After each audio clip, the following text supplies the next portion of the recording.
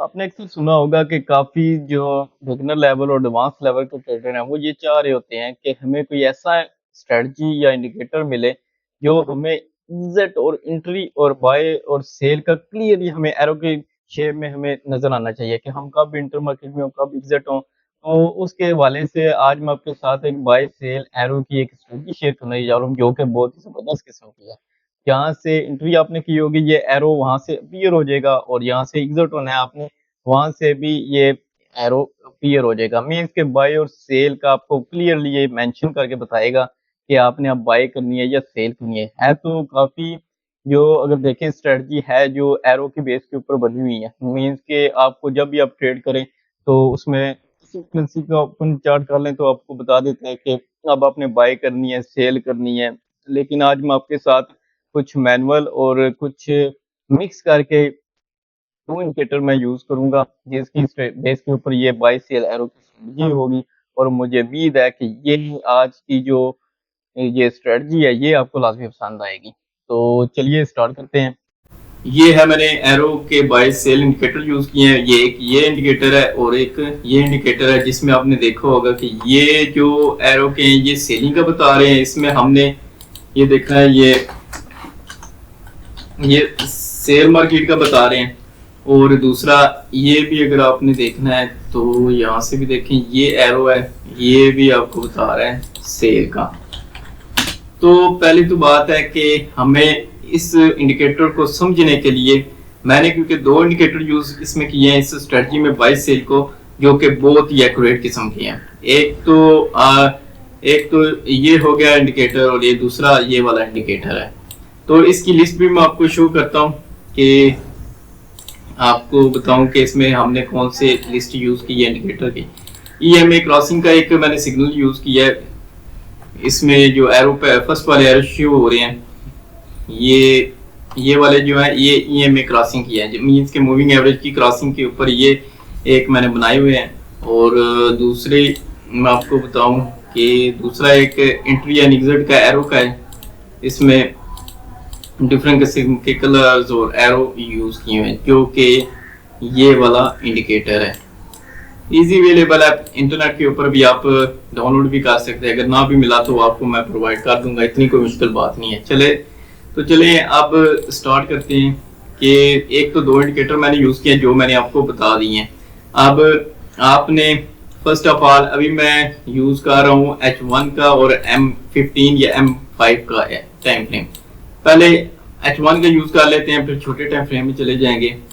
एक तो बात है कि आपने फर्स्ट ऑफ ऑल आप किसी भी जब एरो का सिग्नल आएगा,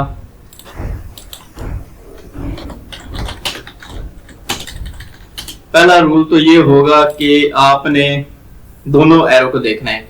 मींस के अगर यहां से ये एरो आया है तो आपने नीचे भी देखना है ये एरो आया है या नहीं आया। अब यहां से भी एरो आया तो आपने ये भी देखना है एरो आया है या नहीं आया। अब बाय सेल एरो का यही मतलब है कि आपने एक बात कि अगर तो मार्केट ये इस जोन के अंदर है तो आपने सेलिंग करनी है। अगर मार्केट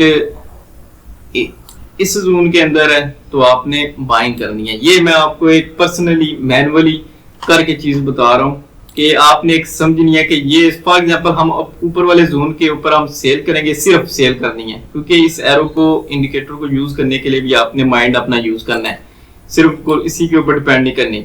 ये जो एरो है इसके ऊपर हम कर लेते हैं कि हमने सिर्फ ओनली सेल करनी है, ओनली सेल एंट्री होगी हमारी। ये वाली नीचे वाली है, इसमें ये जो नीचे वाली है इसमें हमने सिर्फ देखना है कि सिर्फ और सिर्फ बाय करनी है, बाय एंट्री हमारी होनी चाहिए। पहला रूल आपने ये याद रखना है। अब प्रैक्टिकल करके देख भी लेते हैं हमने कि जो यहां से है कि हमने सिर्फ और सिर्फ मैंने क्या कहा था, ऊपर से अगर होगी तो हम सिर्फ सेल करेंगे। अगर सेल के पॉइंट को देखा जाए तो हमने ये सेलिंग है, ये सेलिंग है, ये सेलिंग है, ये सेलिंग है, तो हमने सिर्फ सेल वाले एरो को पकड़ना है। और दूसरा रूल कि ये एरो ऊपर भी आने चाहिए। अब यहाँ से ये सेल का जोन बना है, यहाँ पे सेल का भी नहीं बना, लेकिन आगे वाले में बना है, लेकिन आपने इसको नहीं देखना। यहाँ पे सेम ही एट ये बना है। नेक्स्ट आप देखें ये वाले बने हैं और ये वाला भी बना हुआ है, ये वाला भी बना हुआ है। तो इट मीन्स कि यहाँ से हम सेलिंग ही सिर्फ करते हैं। अगर हम यहाँ से भी अगर सेलिंग कर भी दें तो मार्केट देखें कितनी ज्यादा डाउन में ये मार्केट गई है। अब मार्केट यहाँ से भी आप सोच रहे होंगे कि सेलिंग का है, ये भी सेलिंग का है, ये भी सेलिंग का है। तो आप कोशिश करें कि एक तो इसमें आपने ये चीज याद रखनी है कि यूके का जो सेशन है जो स्टार्ट होता है उसके अंदर आपने इस ट्रेड को फॉलो करना है। मीन्स के जो मैं आपको सारा ये जो स्ट्रेटजी बता रहा हूँ ये सारी है, इसको ओनली आपने यूके सेशन में यूज करना है। बाकी सेशन में आप यूज करें या ना करें वो मैं प्रेफर नहीं करता, लेकिन अगर आपका दिल है तो न्यूयॉर्क सेशन में आप यूज कर सकते हैं। लेकिन फिलहाल आपको मैं बता दूं कि यूके सेशन के अंदर आपने स्टार्ट करना है इसको देखने। सेशन का टाइम देखने के लिए आप इकोनॉमिक कैलेंडर को भी यूज कर सकते हैं, न्यूज वगैरह भी देख सकते हैं, वरना सेशन के टाइम फ्रेम के लिए कुछ इंडिकेटर भी हैं जो आपको लाइव यहाँ से आपको बता देंगे कि कब आपने सेशन स्टार्ट होगा यूके का और कब एंड होगा। इकोनॉमिक कैलेंडर तो आप न्यूज के लिए यूज करते हैं, पहले मैं इकोनॉमिक कैलेंडर कह रहा था लेकिन इकोनॉमिक कैलेंडर ज्यादातर लोग न्यूज के लिए यूज करते हैं। तो सेशन के टाइम फ्रेम भी आप जूम देखना हो तो गूगल में सर्च करेंगे तो आपको मिल जाएगा, इतना कोई मुश्किल बात नहीं है कि सेशन के टाइम को देखना। तो देखें अभी हमने यहाँ से एक तो बात है कि आपने साथ में अगर ट्रेंड लाइन भी लगा लेंगे यहाँ से कि ये वाली, तो ये आपकी काफी हेल्प करेगा। अब ट्रेंड लाइन क्यों हमने यूज करना है, क्योंकि ये रिवर्सल यहाँ से भी मार्केट ब्रेकआउट होती है या रिवर्स होती है तो वहां से ये जो ट्रेंड लाइन है ये आपको बता देगा कि यहाँ से मार्केट निकली है। फॉर एग्जांपल अगर यहाँ से मार्केट अगर नीचे आती है तो आपको बता देगी कि ब्रेकआउट हो गया, अभी और नीचे आएगी। तो इसका ये फायदा है बस कि मार्केट तो अभी ऊपर ऊपर रहेगी, लेकिन यहाँ से भी अगर आपने एक और चीज कि ये भी आप कर लें कि यहाँ से मार्केट अगर ऊपर या मैंने एक वैसे ही एक जूम बना दिया है, ये सिर्फ ट्रेंड लाइन लगा दी है ताकि आपको सही तरीके से समझ आ सके। तो बाय और सेल एरो को आपने लाजमी इसमें देखना है कि आया ये ऊपर वाली लाइन के ऊपर है, जो पहले मैंने आपको ये वाली लाइनें बताई थी कि इसको आपने देखना है कि अगर एरो ऊपर वाली हो तो आपने सिर्फ सेल ही करना है, नीचे वाली हो तो सिर्फ आपने बाय करना है। तो अभी देखें कि ये वाला नीचे एरो अपीयर आया है तो यहाँ से भी एरो देखें अपीयर आया, तो मार्केट कितनी ज्यादा ऊपर मार्केट गई है। तो इस हवाले से यही है कि आपने जो मैंने रूल बताए आपको इसको आपने फॉलो करना है और कोशिश करें कि यूके का जो सेशन है उसी के अंदर इन एरो को आपने फॉलो करना है। ज्यादातर आपने जो मोस्ट एक्यूरेट है तो उसमें आपने सिर्फ ये वाला जो मैं आपको बता रहा हूँ इस एरो को आपने ज्यादा फॉलो करना है। इनको बेशक हो जे भी जाए बाज़ दफा ये एरो ऑपोजिट भी दे जा सकते हैं, लेकिन ये एरो जो हैं ये वाले मैंने इसलिए लगाए हैं कि ताकि हमें मजीद कंफर्म हो जाए मार्केट सही तरीके से, मींस के अब बाय में चलेगी या सेल में चलेगी है, तो उसको कंफर्म करने के लिए मैंने ये ईएमए का क्रॉसिंग, ये पूरा एक सिस्टम, ये ईएमए क्रॉसिंग की एरो है, मीन मूविंग एवरेज जब क्रॉस होती है दोनों की तो फिर ये एरो अपीयर होते हैं। तो आपने इसको भी देखना है कि इसके ऊपर डेमो की पहले है तो आपने प्रैक्टिस करनी है, तो फिर रियल का में यूज करना है।